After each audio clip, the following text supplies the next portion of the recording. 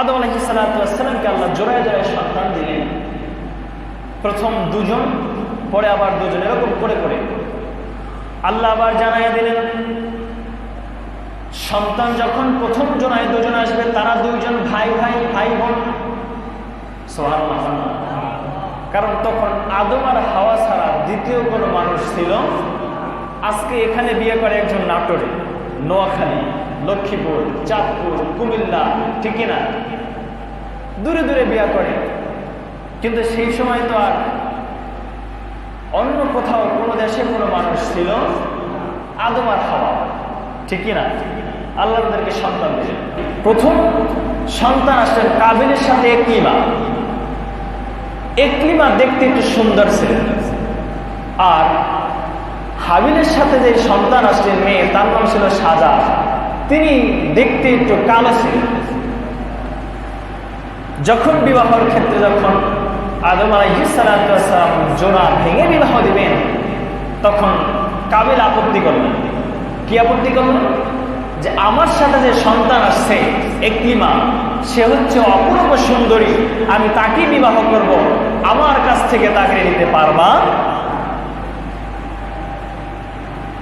আল্লাহ বলছেন জোড়া ভেঙে ভেঙে বিবাহ দাও। কিন্তু কাবিল মানতে নারাজ। জোড়া ভাঙা যাবে না, আমার জোড়ার সাথে আমি বিবাহ করব। আদম আলাইহিস সালাতু ওয়াস সালাম বলেন আল্লাহ নিদর্শন, আল্লাহ বলেছেন তোমাদেরকে জোড়া ভেঙে বিবাহ দেওয়ার জন্য। কাবিল এবার বললেন আল্লাহ পাক যদি বলে থাকেন তাহলে তো প্রমাণও দিয়ে দিয়েছেন। সুবহানাল্লাহ। প্রমাণ দেখেন কিভাবে জোড়া ভেঙে বিবাহ দেওয়ার জন্য আল্লাহ বলেছেন। আদম আলাইহিস সালাতু ওয়াস সালাম বললেন কাবিলকে, কাবিল যেহেতু তুমি জোড়া ভেঙে বিবাহ দেওয়ার প্রমাণ চাও, তাহলে তোমরা দুই ভাই হাবিল এবং কাবিল দুজন কোরবানি করবা, মিনার ভিতরে রেখে আসবা। যার কোরবানিটা আল্লাহর দরবারে কবুল হয়ে যাবে সে ইকলিমাকে বিবাহ করবে। সুবহানাল্লাহ। হাবিল রাজি হলেন, কাবিল রাজি হলেন। হাবিল ছিলেন মেষপাল, দুম্বা বকরি চড়াতেন। আর কাবিল ছিলেন কৃষক, কৃষি কাজ করতেন। হাবিল তিনি একটা বকরি জবাই করে মিনায় রেখে আসলেন, এবং কাবিল তিনি কি করলেন, তিনি তার কৃষক কাজ থেকে কিছু কৃষি তিনি ওই মিনায় রেখে আসলেন। সেই সময় কবুলের পদ্ধতি ছিল, যার কোরবানিটা কবুল হয়ে যাবে আকাশ থেকে এক খণ্ড আগুন এসে তার কোরবানিটাকে জ্বালায় দেয়। সুবহানাল্লাহ। দুজন যখন রেখে আসলেন, দেখা গেল হাবিলের সেই বকরিটা এসে আগুন এসে জ্বালায় দেয়। সুবহানাল্লাহ। জোরে বলেন না সুবহানাল্লাহ। হাবিলের কোরবানি কবুল হয়ে গেল। কাবিল এবার মানতে নারাজ, আমি এটা মানি না। কাবিল রাগের বেশি তার ভাইকে লক্ষ্য করে বললেন ক্বালা লা আকতুলান্নাকা, আমি তোমাকে অবশ্যই কতল করব। বলেন না নাউযুবিল্লাহ। বললেন ক্বালা লা আকতুলান্নাকা, আমি অবশ্যই তোমাকে কতল করব। যখন তিনি এই কথা বললেন, হাবিল কি চমৎকার ভাবে উত্তর দিলেন, আল্লাহ কেবল মুত্তাকিদের থেকে গ্রহণ করে থাকেন। সুবহানাল্লাহ। হাবিল উত্তর দিলেন যে কেবল মুত্তাকিদের কাছ থেকেই গ্রহণ করেন, মুত্তাকি ছাড়া গ্রহণ করেন। যখন এই কথা বললেন তোমাকে আমি হত্যা করব, হাবিল আরো চমৎকার ভাবে উত্তর দিলেন। আল্লাহ পাক সেই কথা পবিত্র কোরআন কারীমের ভিতরে বললেন লা ইন বাসাত্তা ইলাইয়া ইয়াদাকা লিতাকতুলানি মা আলা বিবাসিতি ইয়াদিয়া ইলাইকা লিআকতুলাকা ইন্নী আখাফুল্লাহ রাব্বাল আলামিন। বলেন সুবহানাল্লাহ। আল্লাহ ভীরু তাকওয়াবান তার জবাবটা হয় চমৎকার, ঠিক কিনা? আল্লাহ ভীরু তাকওয়াবান ইমানদার তার জবাবটাও সুন্দর হয়। এজন্য হাবিল চমৎকার হয়ে জবাব দিলেন, যদি তুমি আমার প্রতি হাতকে প্রসারিত করো, অর্থাৎ তুমি যদি আমাকে হত্যা করো, হত্যা করার জন্য তোমার হাতকে বাড়ায়া দাও, আর আমি তোমাকে তখন হত্যা করব না। সুবহানাল্লাহ। তুমি যদি আমার দিকে হাত বাড়ায় দাও, প্রশস্ত করো হাতকে হত্যা করার জন্য, তোমাকে হত্যা করার জন্য আমার হাত তোমার প্রতি প্রসারিত করব না। তিনি বললেন, নিশ্চয় আমি সৃষ্টিগুলির যে রব আছেন একমাত্র আল্লাহ, আমি তাকে ভয় করি। সুবহানাল্লাহ। এই কথা যখন বললেন, কিন্তু কাবিলের মাথাতে ঠিক নাই, পাগল বেশি, তার ইকরিমাকে বিবাহ করতেই হবে। কি করবেন, কোথায় যাবেন? কিন্তু পৃথিবীতে তখন তো আর প্রথম কাউকে এখন পর্যন্ত হত্যা করা হয় নাই, যে কিভাবে মানুষকে হত্যা করে সেটাও শিখবে, ঠিক কি না? তখনও কাউকে কোনো হত্যা করা, কবর দেওয়া কিছুই হয় নাই। শয়তান এবার সুযোগ পেয়ে গেলেন, আদমকে আমি এখন পর্যন্ত আর প্রতারিত করতে পারি না, আদমের সন্তানকে পেয়েছি, এবার ওদেরকে আমি ধরব। কি করবেন? সামনে একটা মানুষের ভেষ ধরলেন, তার সামনে দিয়ে একটা সাপ প্রবাহিত হচ্ছিল। এমন সময় মানুষটা একটা পাথর দ্বারা সাপের মাথা বাঁচায় মেরে দিলে, মেরে দেওয়ার সাথে সাথে সাপটা মারা গেলেন।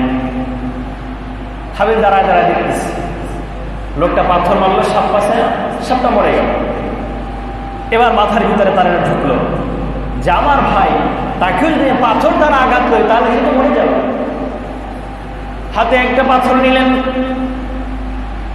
হাবিল গুহার একটি কোনায় বকরির পাল ছেড়ে দিয়ে বিশ্রাম নিচ্ছিলেন, ঘুমায় আছেন।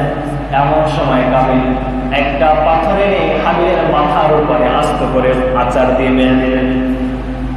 যখনই কাবিল এই পাথরটা মারলেন, হাবিলের মাথা থেকে রক্ত বের হয়ে গেল। হাবিল ছটফট করতেছেন। এমন সময় কাবিল আবার পাথরটা হাতে নিলেন, আবার মারলেন। দ্বিতীয়বার মারার সাথে সাথে মারতে মারতে হাবিলকে দুনিয়া থেকে চিরবিদায় করে দিলেন। আর এটাই ছিল মুসলমানদের যুগে, পৃথিবীর মানুষদের যুগে, মানব কুলের যুগে প্রথম হত্যাকাণ্ড। হত্যা তো করলেন, মেরে ফেললেন, এবার চিন্তা আরো বেশি বেড়ে গেছে। জীবিত থাকতে ঝগড়া করতাম, সাথে থাকতাম, বাড়িতে যেতাম, হত্যা করেছে আমি, এখানে তাকে করবো নাকি, কোথায় নিয়ে যাব? এবার ভাইকে কাঁধে নিলেন, কাঁধে নিয়ে পথ হাঁটতেছেন। হাঁটতে হাঁটতে কি করবেন, কোথায় যাবেন? আল্লাহ পাক রব্বুল আলামিন দুজন ফেরেশতাদেরকে দিয়ে মাটি দেওয়ার ব্যবস্থা শিখায়া দিলেন। বলেন সুবহানাল্লাহ। কাবিল লক্ষ্য করে দেখলেন, তার সামনে আকাশের ভিতরে দুইটা কাক ঠোঁট দ্বারা পা দ্বারা মারামারি করতেছে। মারামারি করতে করতে এক পর্যায়ে কাক একটার একটা মেরে ফেললেন, জমির ভিতরে ফেলে দিলেন। ফেলে দেওয়ার সাথে সাথে তিনি তার পা দ্বারা ঠোঁট দ্বারা মাটি খুঁজলেন, মাটি উঠালেন। মাটি উঠে কাক আরেকটা কাককে এবার ওই মাটির ভিতরে ফেললেন, ফেলে তাদেরকে চাপা দিয়ে দিলেন। হাবিল এই দেখে চিন্তা করলেন, তাহলে আমি আমার ভাইকে এভাবেই মাটি দিব। তিনিও মাটি খুঁজলেন, এবারে হাবিলকে ওই মাটির ভিতরে রেখে তিনিও চাপা দিয়ে দিলেন। চাপা দিয়া চিন্তা করলেন, এবার তো হাবিল শেষ, আমার পথ পরিষ্কার, ঠিক কিনা? ইকরিমাকে বিবাহ করবেন। আল্লাহ পাক মাটিকে অর্ডার দিলেন, মাটি এবার কাজ তোমার, কি করবা? কাবিলকে কবর পর্যন্ত তোমার মাটির ভিতরে গেঁথে নাও। সুবহানাল্লাহ। মাটি এবার কাবিলকে কবর পর্যন্ত গেঁথে নিলেন। কাবিল কবর পর্যন্ত গেঁথে গেলেন। চিন্তা করলেন, আমার এখান থেকে আর ওঠার কোনো উপায় নেই। কাবিল এবার আল্লাহকে ডাক দিলেন, আল্লাহ, অপরাধটা কি ছিল আমার ভাইকে আমি মেরে ফেলেছি।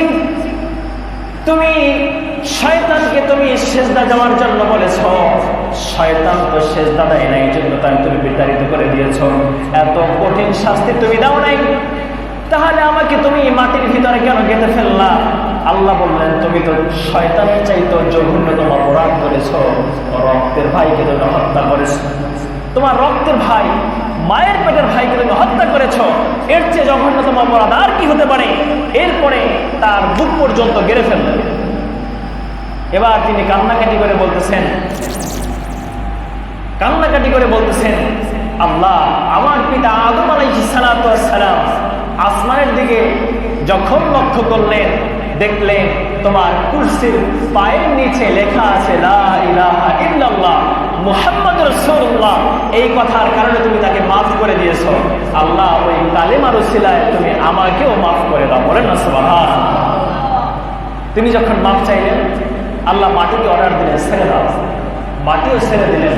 এরপর চিন্তা করলেন, এবার তো আর কোনো পথে বাধা নাই, এবার আমি ইকলিমাকে বিবাহ করবই করব। হাঁটা শুরু করলেন। আল্লাহ পাক দুজন ফেরেশতা পাঠিয়ে দিলেন, যাও এবার কাবিলকে নির্বাসন দিয়ে দাও। কোথায় দিবা? একটা জঙ্গলের ভিতরে। আর তার শাস্তি হচ্ছে তার ভাই হাবিলকে যে পাথর দ্বারা আঘাত করে মেরেছে, তাকেও ঠিক তেমনি হবে তার মাথার উপরে পাথর দ্বারা আঘাত করতে থাকো। আঘাত করতে করতে সে মরে যাবে, আবার জীবিত করবা, আবার আঘাত করবা, আবার জীবিত করবা, এরকম কিয়ামত পর্যন্ত করতে থাকবা।